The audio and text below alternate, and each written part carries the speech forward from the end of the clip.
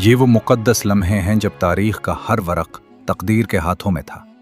ایک لمحہ جو مسلمانوں کی تاریخ کا سنگ میل بننے جا رہا تھا، جب عبد المطلب سردار قریش نے زمزم کے اس عظیم کنویں کو دوبارہ کھودا تھا۔ ایک ایسا کنواں جو مکہ کی سرزمین پر اللہ کی رحمتوں کا نشان تھا۔ اور پھر اسی سال وہ پیغمبر کی پیدائش ہوئی جس کے آنے سے ساری انسانیت کی تقدیر بدلنے والی تھی۔ حضرت محمد صلی اللہ علیہ وسلم کی ولادت کا یہ مبارک سال عبد المطلب کی اس عظیم کوشش کے ساتھ جڑ کر ایک تاریخی حقیقت بن گیا۔ ناظرین، جب دنیا ظلم، جہالت اور غرور کے اندھیروں میں غرق تھی، جب طاقت ہی حق بن چکی تھی اور کمزور کی فریاد سننے والا کوئی نہ تھا، جب انسان کی جان کی کوئی اہمیت نہ تھی، جب بیٹی کو بوجھ سمجھا جاتا تھا اور والد کے ہاتھ کانپتے تھے، جب وہ اپنی ہی اولاد کو زندہ دفن کر دیتا تھا، خون بہانا غیرت کی علامت سمجھا جاتا تھا اور سچ بولنا ایسا جرم تھا جس کی سزا موت قرار دی جاتی تھی، ہر طرف تاریکی چھائی ہوئی تھی۔ ایسی تاریکی جو صرف آنکھوں پر نہیں بلکہ دلوں اور ذہنوں پر چھا چکی تھی۔ حق دب چکا تھا اور انسان اپنی ہی تخلیق کردہ تاریخ میں گم ہو چکا تھا۔ مگر اسی تاریکی میں ایک روشنی نمودار ہوئی، ایسی روشنی جس نے صدیوں کی تاریخ کو چیر دیا، وہ نور جس نے انسان کی سوچ بدل دی، دلوں کو نرم کر دیا اور جہالت کی جگہ ہدایت کو عام کر دیا۔ انسانیت کی تاریخ کا یہ انقلاب نہ کسی تلوار سے آیا، نہ کسی تخت اور تاج کے ذریعے، بلکہ ایک عظیم شخصیت کے کردار، اخلاق اور پیغام سے آیا۔ وہ شخصیت حضرت محمد صلی اللہ علیہ وآلہ وسلم کی تھی، جن کے آنے سے پہلے اللہ تعالیٰ نے اس زمین کو ایک عظیم ذمہ داری کے لیے تیار فرمایا۔ آج ہم سیرت نبی صلی اللہ علیہ وآلہ وسلم کے اس بابرکت سفر کا آغاز کر رہے ہیں، جو تمام انسانیت کے لیے روشنی کا راستہ ہے۔ اور اسی مقدس سفر کا پہلا باب آب زمزم ہے، وہ پانی جسے اللہ تعالیٰ نے حضرت محمد صلی اللہ علیہ وآلہ وسلم کی آمد سے ایمان، رحمت اور ہدایت کی علامت بنا دیا۔ آج ہم جانیں گے کہ آب زمزم کی کھدائی کس نے کی اور یہ مقدس کنواں کھودنے کا حکم اللہ تعالیٰ نے کس کو دیا۔ حضرت ابراہیم علیہ السلام کے بیٹے حضرت اسماعیل علیہ السلام کے 12 بیٹے تھے۔ ان کی نسلوں کا اتنا بڑا پھیلاؤ ہوا کہ مکہ مکرمہ میں بھی جگہ کم پڑ گئی اور پورے حجاز میں پھیل گئیں۔ ان کے ایک بیٹے قیدار کی نسل سے عدنان پیدا ہوئے۔ عدنان کے بیٹے ماد اور پوتے کا نام نزار تھا۔ نزار کے 4 بیٹے تھے، ان میں سے ایک کا نام مجیر تھا۔ مجیر کی نسل سے قریش بن مالک پیدا ہوئے، یہ فہر بن مالک کہلائے۔ قریش کی نسل بہت بڑھ گئی، ان کی نسل مختلف قبائل میں بٹ گئی۔ ان کی نسل سے قسی نے اقتدار حاصل کیا۔ قسی کے بعد 3 بیٹے ہوئے، ان میں سے ایک عبد المناف تھے، جن کی نسل میں ہاشم پیدا ہوئے۔ ہاشم نے مدینہ کے ایک سردار کی بیٹی سے شادی کی۔ ان کا ایک بیٹا ہوا جس کا نام شیبہ رکھا گیا۔ یہ پیدا ہی ہوا تھا کہ ہاشم کا انتقال ہو گیا۔ ان کے بھائی مطلب مکہ کے حکام ہوئے۔ ہاشم کے بیٹے کی پرورش مدینہ میں ہوئی۔ جب مطلب کو پتہ چلا کہ وہ جوان ہو گیا ہے تو وہ خود مدینہ گئے اور اسے لینے کے لیے مکہ لے آئے۔ جب لوکی نے دیکھا تو خیال کیا کہ یہ نوجوان ان کا غلام ہے۔ مطلب نے بتایا کہ یہ ہاشم کا بیٹا اور میرا بھتیجا ہے۔ پھر بھی لوگوں نے اسے مطلب کا غلام سمجھنا شروع کر دیا۔ اس طرح شیبہ کو عبد المطلب کہا جانے لگا۔ ابن عبد المطلب نے ایک دن خواب میں دیکھا کہ انہیں زمزم کے کنویں کی جگہ دکھائی گئی اور اس کی کھدائی کا حکم دیا گیا۔ جب انہوں نے خواب میں اس شخص سے پوچھا کہ زمزم کیا ہے تو اس شخص نے کہا، زمزم وہ کنواں ہے جس کا پانی کبھی نہیں ختم ہوتا۔ اگلے دن عبد المطلب اپنے بیٹے حضرت حارث کے ساتھ اس مقام پر گئے اور وہاں گندگی اور خون بکھرا ہوا دیکھا، جو اس بات کی نشاندہی تھی کہ یہی وہ جگہ ہے۔ پھر عبد المطلب نے خود کھدائی کا عمل شروع کیا۔ اسی دوران قریش کے لوگ وہاں پہنچے اور کہا، ہم تمہیں یہاں کھدائی نہیں کرنے دیں گے۔ عبد المطلب نے ان کی بات کو نظر انداز کرتے ہوئے کہا، میرے بیٹے، ان لوگوں کو مجھ تک آنے نہ دو، کیونکہ میں جو کام کر رہا ہوں وہ اللہ کے حکم سے ہے اور میں اسے مکمل کروں گا۔ قریش کو یہ دیکھ کر خاموش ہو گئے اور عبد المطلب نے اپنی کدال سے کھدائی جاری رکھی۔ تو عبد المطلب نے کھدائی شروع کر دی۔ جلد ہی کنویں کے آثار دکھائی دینے لگے۔ یہ دیکھ کر انہوں نے اللہ اکبر کا نعرہ بلند کیا اور کہا، دیکھو، یہ حضرت اسماعیل علیہ السلام کا تعمیر کردہ کنواں ہے۔ جب قریش نے یہ دیکھا کہ عبد المطلب نے کنواں تلاش کر لیا تو وہ ان کے پاس آئے اور کہا، अब्दुल मुत्तलिब, अल्लाह की कसम, ये हमारे आबा हजरत इस्माइल अलैहिस्सलाम का कुआं है और इस पर हमारा भी हक है, लिहाजा हम इसमें तुम्हारे शरीक होंगे। उस पर अब्दुल मुत्तलिब ने जवाब दिया, मैं तुम्हें इसमें शरीक नहीं कर सकता, ये मेरे लिए अकेले का काम है। कुरैश ने कहा, फिर हम इस मामले में तुमसे झगड़ा करेंगे। अब्दुल मुत्तलिब ने कहा, तुम किसी से फैसला करवा लो। फिर फैसला करने के लिए उन्होंने बनु सआद बिन हुज़ैम के काहिना से फैसला करवाने की तजवीज़ दी, जो शाम के इलाके में रहते थे। अब्दुल मुत्तलिब और दीगर कुरैश के लोग काहिना की तरफ रवाना हुए। उनके साथ अब्दुल मुत्तलिब के कबीले बनु मनाफ और कुरैश के दूसरे कबीले भी थे। उस वक्त हिजाज और शाम के दरमियान एक बयाबान मैदान था जहां पानी का कोई निशान नहीं था। वो वहां पहुंचे तो पानी खत्म हो गया और सब लोग शिद्दत की प्यास से बेहाल हो गए, यहां तक कि उन्हें अपनी मौत का यकीन हो गया। उन्होंने कुरैश के दूसरे लोगों से पानी मांगा, लेकिन उन्होंने पानी देने से इनकार कर दिया। उस पर अब्दुल मुत्तलिब ने इरादा किया कि वो किसी तरफ पानी तलाश करें। अब्दुल मुत्तलिब अपनी सवारी के करीब गए और जैसे ही सवारी के कदमों से चमचमाता पानी का चश्मा निकला, वो अल्लाहु अकबर कहते हुए बगल में आ गए। अल्लाह की कसम अब्दुल मुत्तलिब, ये तो तुम्हारे हक में फैसला हो चुका है। अब हम जमजम के बारे में तुमसे कभी झगड़ा नहीं करेंगे। जिस जात ने तुम्हें इस बयाबान में सैराब किया, वही जात तुम्हें जमजम से भी सैराब करेगी, लिहाजा तुम वापस चलो। इस तरह कुरैश ने समझा कि अल्लाह ताला अब्दुल मुत्तलिब पर मेहरबान है, इसलिए उनसे झगड़ना बेफायदा है और काहिना की तरफ जाने का कोई फायदा नहीं। चुनाचे तमाम लोग वापस लौट आए और अब्दुल मुत्तलिब ने फिर से जमजम की खुदाई शुरू की।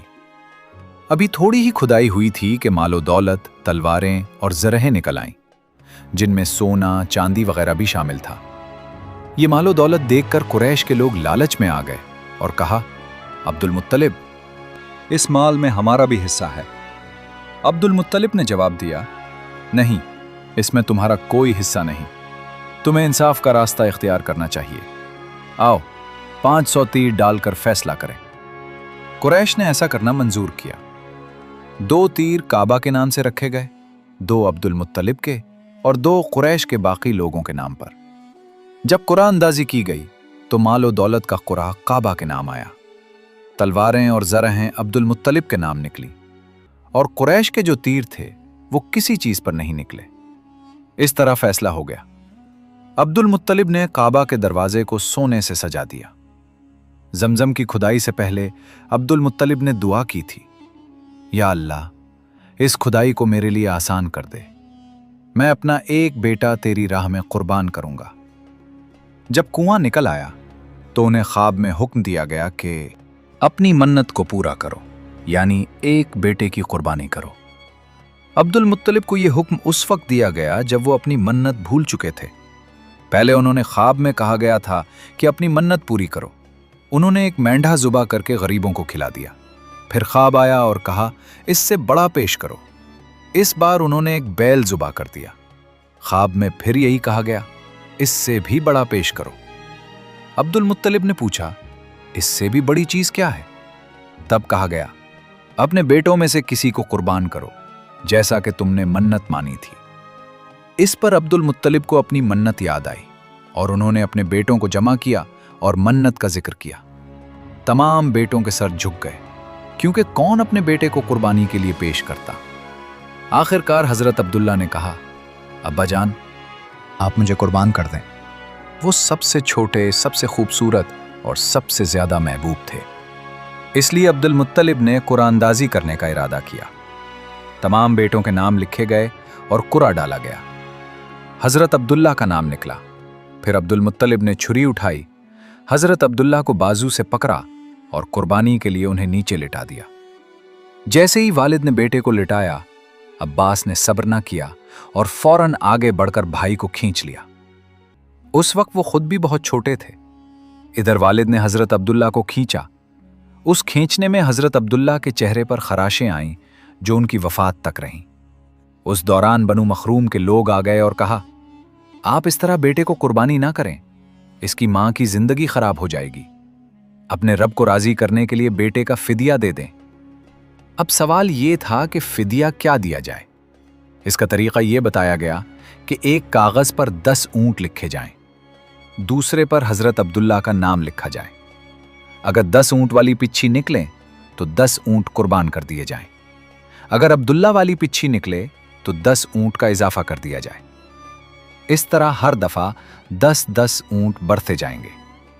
अब्दुल मुत्तलिब ने ऐसा ही किया। 10-10 ऊंट बढ़ाते चले गए और हर दफा अब्दुल्ला का नाम निकलता चला गया, यहां तक कि ऊंटों की तादाद 100 तक पहुंच गई। तब जाकर ऊंटों वाली पिच्छी निकली। इस तरह हजरत अब्दुल्ला की जान के बदले 100 ऊंट कुर्बान किए गए।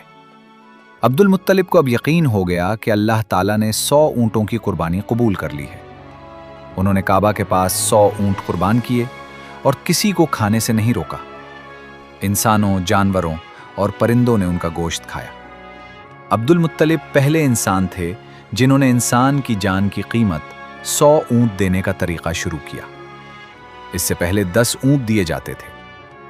इसके बाद यह तरीका पूरे अरब में राइज हो गया। गोया कानून बन गया कि इंसान का फिदिया 100 ऊंट है। जब नबी करीम सल्लल्लाहु अलैहि वसल्लम के सामने यह जिक्र आया तो आपने इस फिदिया की तस्दीक फरमाई, यानी फरमाया कि यह दुरुस्त है। और इसी बुनियाद पर नबी करीम सल्लल्लाहु अलैहि वसल्लम ने फरमाया, मैं 2 ज़ुबी हूं, यानी हजरत इस्माईल अलैहिस्सलाम और हजरत अब्दुल्ला की नस्ल से हूं। हजरत अब्दुल्ला कुरैश में सबसे ज्यादा हुसीन थे। उनका चेहरा चमकता हुआ सितारा था। कुरैश की कई लड़कियां उनसे शादी करना चाहती थीं, मगर हजरत अब्दुल्ला ने हजरत आमना से शादी की। हजरत आमना वहब बिन अब्द मनाफ बिन ज़ोहरा की बेटी थी। शादी के वक्त हजरत अब्दुल्ला की उम्र 18 साल थी। वो अपने वालिद के साथ शादी के लिए जा रहे थे।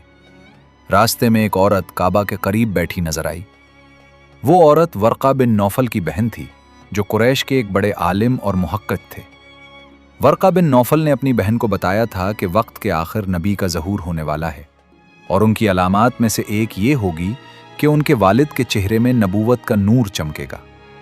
जब उसने हजरत अब्दुल्ला को देखा, फौरन उसके जहन में यह ख्याल आया कि शायद यही वो शख्स है जो आने वाले नबी के वालिद होंगे।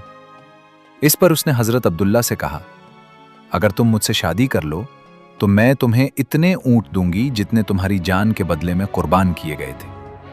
हजरत अब्दुल्ला ने जवाब दिया, मैं अपने वालिद के साथ हूं, उनकी रजा के खिलाफ कुछ नहीं कर सकता और ना ही उनसे अलग हो सकता हूं। मेरे वालिद इज्जतदार इंसान हैं और अपनी कौम के सरदार हैं।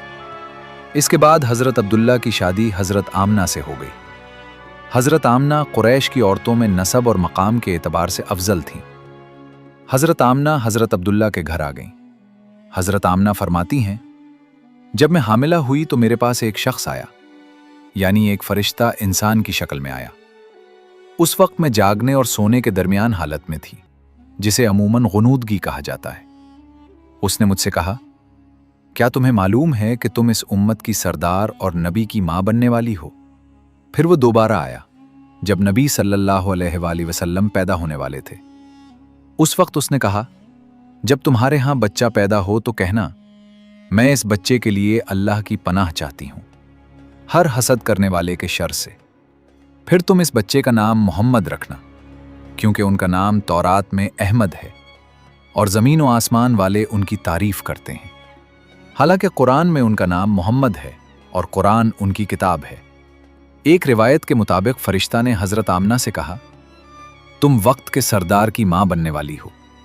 इस बच्चे की निशानी ये होगी, उसके साथ एक नूर जाहिर होगा।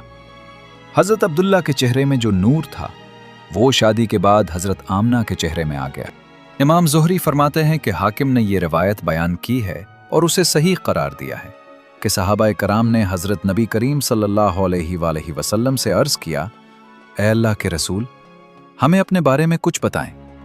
आप सल्लल्लाहु अलैहि वसल्लम ने इरशाद फरमाया, मैं अपने वालिद हजरत इब्राहीम अलैहिस्सलाम की दुआ हूँ, अपने भाई हजरत ईसा अलैहिस्सलाम की बशारत हूँ और खुशखबरी हूँ।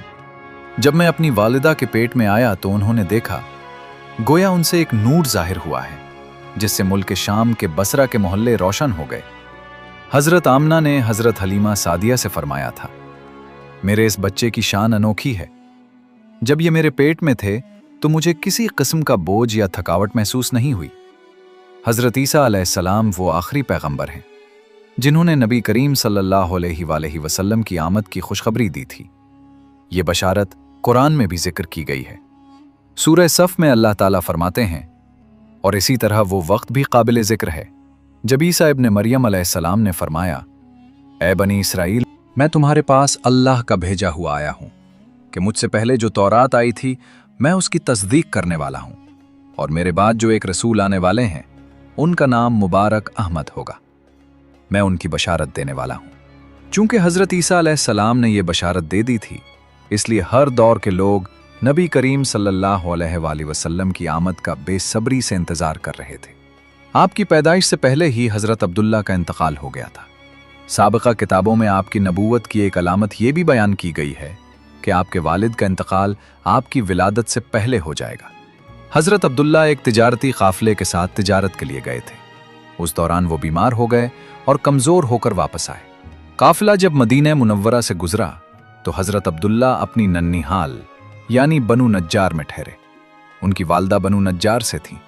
वो 1 माह तक बीमार रहे और फिर इंतकाल कर गए। उन्हें वहां दफन कर दिया गया। जब तिजारती काफ़िला हज़रत अब्दुल्ला के बगैर मक्का मुकर्रमा पहुंचा और हज़रत अब्दुल मुत्तलिब को मालूम हुआ कि उनके बेटे हज़रत अब्दुल्ला बीमार हो गए हैं और मदीना मुनव्वरा में अपनी नन्निहाल में हैं, तो उन्हें वापस लाने के लिए हज़रत अब्दुल मुत्तलिब ने अपने बेटे ज़ुबैर को भेजा। जब वो वहां पहुंचे तो हज़रत अब्दुल्ला का इंतकाल हो चुका था। मतलब ये कि नबी करीम सल्लल्लाहु अलैहि वसल्लम इस दुनिया में अपने वालिद की वफ़ात के चंद माह बाद तशरीफ़ लाए। अल्लाह ताला की बेशुमार नेमतों का शुक्रगुजार हूँ कि आपने इस वीडियो को देखा। इस वीडियो में हमने नबी करीम सल्लल्लाहु अलैहि वसल्लम की विलादत से कब्ल के अहम लम्हात और हज़रत अब्दुल्ला की वफ़ात के बाद की कुछ अहम मालूमात शेयर की। उम्मीद है आपको ये वीडियो पसंद आई होगी। अगली वीडियो में हम आपको नबी करीम सल्लल्लाहु अलैहि वसल्लम की विलादत के वक्त के हालात और उनकी इब्तिदाई ज़िंदगी के बारे में तफसील से बताएंगे। आप हमें अपनी दुआओं में याद रखें और इस वीडियो को अपने दोस्तों के साथ भी शेयर करें ताकि इल्म का ये नूर और ज़्यादा लोगों तक पहुँचे। अल्लाह हम सब का हाफिज।